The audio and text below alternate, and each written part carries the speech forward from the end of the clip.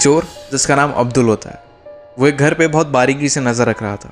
एक घर हैदराबाद के एक पॉश इलाके कुंदन बाग में आता था। उसको इंतज़ार था बस एक सही मौके का, और एक दिन वो देखता है कि उस घर की लाइट्स ऑफ है, शायद घर में कोई भी नहीं है। तो उस मौके का फ़ायदा उठाता है और घर में घुसता है। घर में घुसने के बाद जो वो चीज़ देखता है, शायद उसने सपने में भी कभी वो चीज़ नहीं सोची होगी। कुंदन बाग एक नाम नहीं, डर का एहसास है। 2002 में हुई घटना आज भी हमारे रोंगटे खड़े कर देती है। कहा जाता है कि कुंदन बाग में एक 4 लोगों की फैमिली रहती थी, जिसमें से उस फैमिली के हेड ने अचानक से उस घर को छोड़ दिया था। बात कर रहा हूँ उस फादर की जिसने अपने बच्चे और अपनी वाइफ को छोड़ दिया था। उस घर पे मानो कोई एक हफ्ते से नज़र रख रहा था, जिसका नाम था अब्दुल। उस केस का मुख्य विक्टिम बना। उसने हर एक छोटी से छोटी चीज़ उस घर के बारे में नोटिस करी। वो करीबन एक हफ्ते से उस घर के आसपास ही रह रहा था। उसको पता था कि कौन कब बाहर जाता है और कब इस घर में शांति होती है।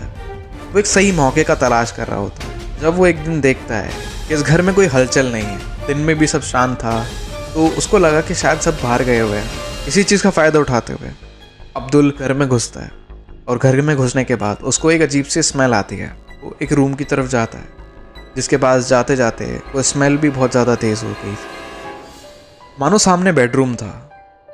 उसका गेट खोलता है, और जो वो देखता है उसने शायद सपने में भी वो चीज़ नहीं सोची होगी।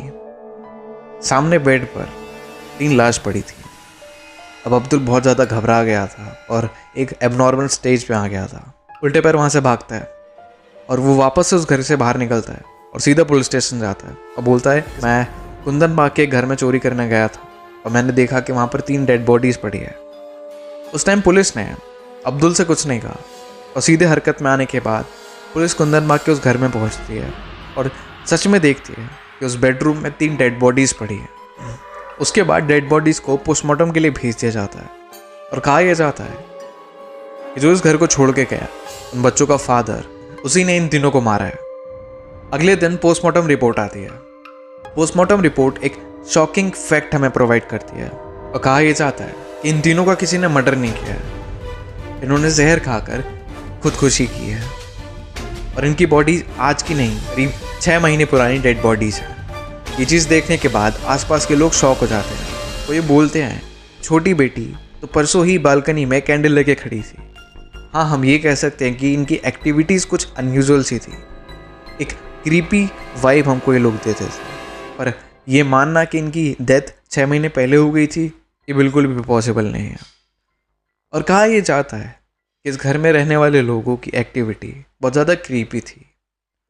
घर से चिल्लाने की आवाज़ आती थी, और पता नहीं अजीब अजीब से एक्सपेरिमेंट्स करते थे लोग, मानो अपने घर में ब्लैक मैजिक करना स्टार्ट कर दिया हो। और एक कॉन्स्पिरेसी थ्योरी लोग ये बनाते हैं कि जो इस घर में चौथा बंदा रहता था, उन बच्चों का फादर, उसी ने इनको मारा होगा। पर कहा यह जाता है कि उनके फादर की डेथ आज से 7 साल पहले खुद हो चुकी थी, और इस घर में सिर्फ 3 लोग रहा करते थे। इसके बाद इस घर पे एक एक्शन लिया जाता है। जब ये इंसिडेंट हुआ था तो इस घर पे बहुत सारे मंत्र उच्चारण करने के बाद एक ताला लगा दिया गया था, और इसकी इलेक्ट्रिसिटी कट कर दी गई थी। इसी चीज़ के कुछ दिन बाद लोग ये नोटिस करते हैं कि इस घर में एक बल्ब जल रहा है, विच इज़ नॉट पॉसिबल, क्योंकि अभी कुछ दिन पहले ही इस घर का इलेक्ट्रिसिटी कनेक्शन कट कर दिया गया था। तो ये दिखाता है कि उस घर में कुछ तो था जो नॉर्मल इंसान की समझ के बिल्कुल परे है। ये केस आज भी एक मिस्ट्री बन के रह गया है। इनके रिलेशन समझना बहुत ज़्यादा मुश्किल है, क्योंकि कोई कहता है कि इस घर में 4 लोग रहते थे और एक हाल ही में इस घर को छोड़ के गया था, और कुछ लोगों की माने तो कहा ही जाता है कि उस घर में सिर्फ 3 लोग रहते थे, जिनकी एक्टिविटीज़ बहुत ज़्यादा अनयूजुअल थी। इस केस से जुड़ा एक अजीब पहलू ये भी है कि जो चोर उस घर में गया था अब्दुल, कि उस इंसिडेंट के 3 दिन बाद उसकी रहस्यमय तरीके से मौत हो जाती है। तो ये थी कुंदन बाग की फुल स्टोरी। अगर आपके पास कोई भी एक स्टोरी है जिसको आप मेरे थ्रू प्रेजेंट कराना चाहते हैं, और आप चाहते हैं कि मैं आपके इमोशंस इस वीडियो के थ्रू शो करूं, मेरे को इंस्टा पे वो भेज सकते हैं। अगर आपको ये वीडियो थोड़ी सी भी अच्छी लगी हो तो इस वीडियो को लाइक कर देना, और अपने भाई को सपोर्ट करने के लिए इस चैनल को सब्सक्राइब कर लेना। Thank you so much for watching this video. I hope you like it.